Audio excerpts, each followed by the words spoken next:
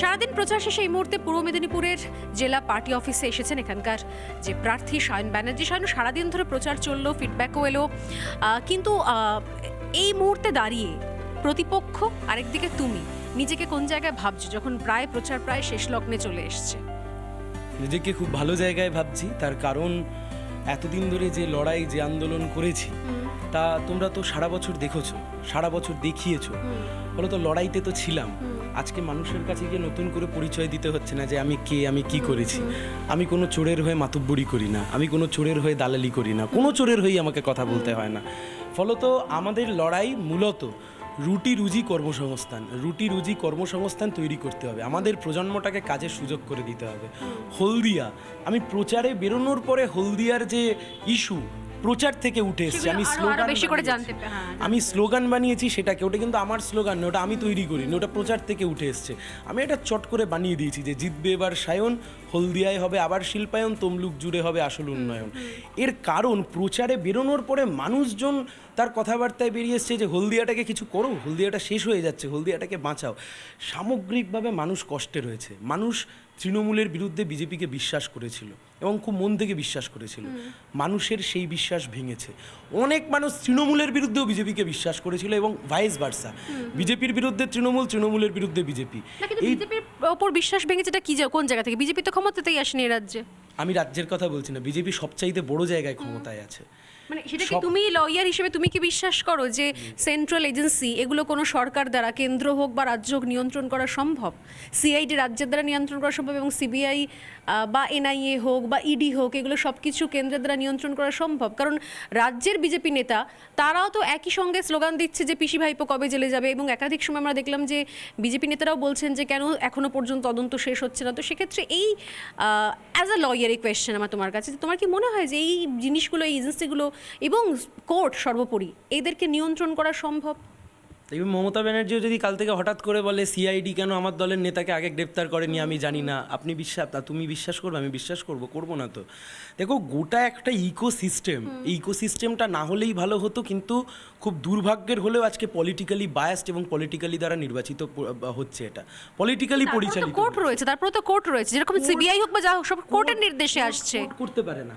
আমি তোমাকে কোর্টের কথা বলছি, তাহলে সারদা রোজভ্যালির তদন্তের ক্ষেত্রে সুপ্রিম কোর্টই বলেছিল মাথা খুঁজে বের করতে হবে, কিন্তু কোর্ট নিজে গিয়ে তদন্ত করতে পারে না। কোর্টকে বিশ্বাস করতে হয়, ভরসা করতে হয় কোনো না কোনো এজেন্সির ওপরে, সেটা পুলিশ হতে পারে, সিবিআই হতে পারে, সিআইডি হতে পারে, এনআইএ হতে পারে, যে কেউ। দেখো, খুব সোজা প্রশ্ন, এত গোল গোল ঘুরে লাভ নেই। একটা প্রশ্নের উত্তর আজকে বিজেপির নেতাদেরকে দিতে হবে। 2014 সালে এরকমই ভোটের সময়তে, একদম last phase election, supreme court বলল সারদা রোজভ্যালির মাথা খুঁজে বের করতে হবে। আমরা 2024 সালে দাঁড়িয়ে আছি। যারা জেলে গেছিল, মদন মিত্র আজকে ওলাবলি করে বাইরে ঘুরে বেড়াচ্ছে। সুদীপ বন্দ্যোপাধ্যায় লোকসভার বিরোধী দলনেতা, তৃণমূল কংগ্রেসের নেতা, একদম মর্যাদার সাথে ঘুরে বেড়াচ্ছে। তাপস পাল প্রয়াত হয়েছেন। হেমন্ত বিশ্ব শর্মা বিজেপিতেই চলে গেছেন। তাহলে একটা প্রশ্ন আজকে তো মানুষ জানতে চাইবে, হাজার হাজার কোটি টাকা যে উড়ে গেল, তাহলে মাথাটা কোথায়? এই মাথাটা কেন ধরা যাচ্ছে না? এবং এখানে বিজেপির রাজ্য নেতাদের জ্বালা আমরা জানি, যে কারণে আমি আমার বক্তৃতায় বলছি খুব স্পষ্টভাবে যে বিজেপির রাজ্যের নেতারা যতই চেঁচামেচি করুক, বিজেপির কর্মীরা রাস্তায় যতই মার খাক, ধস্তাধস্তি করুক, কিন্তু আসলে দিল্লির নেতারা, বিজেপির দিল্লির নেতারা একদম ডাইরেক্ট প্রোটেকশন দিয়েছে। এবং যদি প্রোটেকশন না দিত, এত চুরি করবার পরেও জেলে না গিয়ে বাইরে আছে কি করে? আমাদের কথা খুব পরিষ্কার। দেখো, আমি তোমাকে একটা ঘটনার কথা মনে করাচ্ছি। তাহলে অ্যাটলিস্ট কোর্টের রায় বা কোর্টে যেভাবে চলছে, কোর্ট হিয়ারিং যেভাবে আসছে, সেটার উপর ভরসা রয়েছে।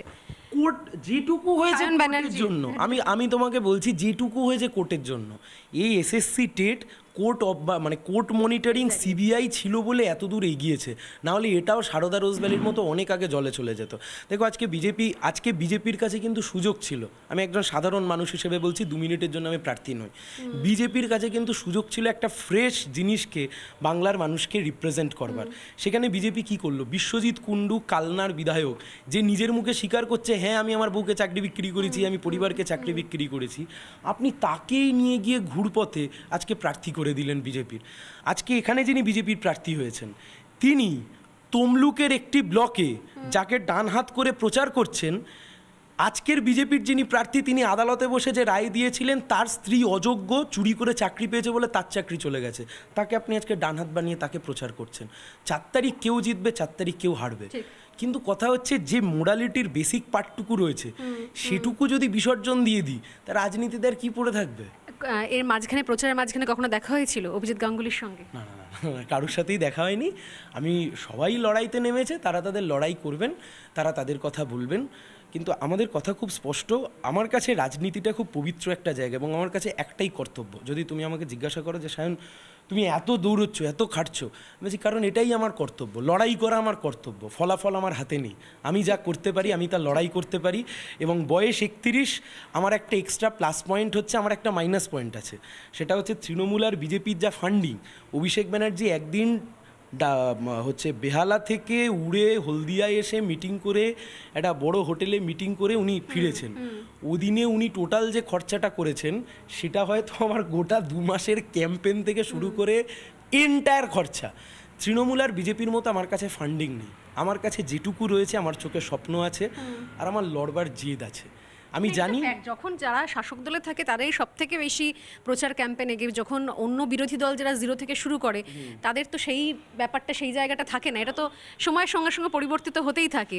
কিন্তু একটা জিনিস ভালো কি, তুমি অন্তত এইটুকু জায়গা থেকে ভীষণ রকম আশাবাদী যে লড়াইটা তুমি করছো এবং শেষ মুহূর্ত অবধি যেই থাক প্রতিপক্ষ, তার যেইভাবেই তার সংগঠন থাক, সাপোর্ট থাক বা যাই থাক, হোয়াট এভার, তুমি শেষ মুহূর্ত অবধি এই লড়াইয়ের ময়দানে রয়েছো, আছো এবং থাকবে। একদম এক্স্যাক্টলি, এবং কনফিডেন্সের সাথে থাকবো। এবং আমি এই লড়াইটা হাল ফেরাতে পারবে তোমরা, তোমাদের এই নতুন জোয়ার ফেরাতে পারলে আমরাই ফেরাতে পারবো। যদি কেউ ফেরাতে পারে তাহলে আমরাই ফেরাতে পারবো। সেলিমদা মুর্শিদাবাদ থেকে দাঁড়িয়ে তৃণমূলের এজেন্টকে ঘাড়ে এরকম হাড় দিয়ে বের করে বলে দিয়েছে হাত দিয়ে যে তোমার দালালি অনেক দিন হয়ে গেছে ভাই, এবার আর টিকবে না তোমার দালালি। মানুষ মানুষের ভোট দেবে, তাতে যদি মানুষ কাউকে ভোট দিয়ে অন্য কাউকে জেতান, মানুষ ভোট দিই, কিন্তু আমাদের কথা খুব পরিষ্কার। দেখো আমি এক্স্যাক্টলি, আমার লড়াই কার বিরুদ্ধে? তুমি যদি আমাকে বলো সায়ন তোমার লড়াই কি তৃণমূলের প্রার্থীর বিরুদ্ধে, বিজেপির প্রার্থীর বিরুদ্ধে? না, সায়ন ব্যানার্জিকে লড়তে হচ্ছে একজন বিরোধী দলনেতার সাথে, সায়ন ব্যানার্জিকে লড়তে হচ্ছে তৃণমূলের 2টো মন্ত্রীর সাথে। এই ভার্সেস করে আমি আছি। ফলত এই লড়াইয়ের হিম্মত কজনের হয় যে ময়দানে দাঁড়িয়েছে এই লড়াইটা লড়বে? আমরা আছি তো, এবং এই লড়াইতে তো আস্তে আস্তে এগিয়েছি এবং আস্তে আস্তে এগোই তো। তোমরা যখন রিপাবলিক লঞ্চ করেছিলে বাংলায়, তোমরা তো একদম গ্রাউন্ড থেকে উঠতে এগিয়েছো তো, ফলত আমরাও গ্রাউন্ড থেকে উঠতে এগোচ্ছি এবং আমরা আশাবাদী। দেখো চোখে স্বপ্ন আছে, কাজ করার ইচ্ছে আছে। তোমরা কলকাতা থেকে দৌড়ে এসছো, এই ভোটের মরশুমে তোমাদের মাধ্যমে বাংলার মানুষকে একটাই বার্তা পৌঁছে দিতে পারি, ভরসা করুন, ঠকবেন না।